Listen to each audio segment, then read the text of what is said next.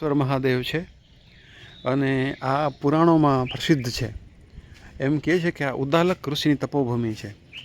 મેસરિયાથી આ 10 કિલોમીટર દૂર છે. 10 કિલોમીટર હશે બાપુ મેસરિયાથી? 10 કિલોમીટર દૂર છે. અને અહીંયા 7 ઋષિના સપ્તર્ષિ કુંડ છે. જો આમાંનો એક કુંડના હું દર્શન કરાવું. અને આમાં અવિચળ પાણી રહેતું. જો આ એક કુંડ છે, બરાબર.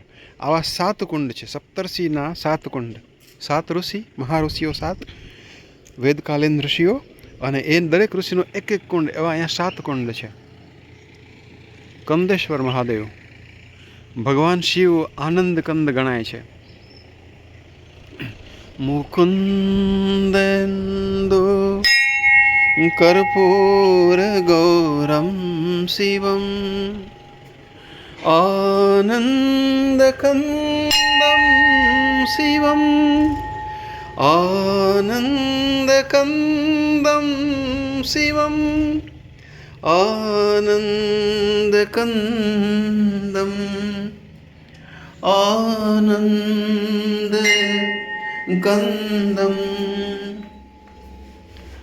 આનંદ કંદમ શિવમ નિશ્ચલમ નિર્વિકલ્પમ શિવમ આનંદ કંદમ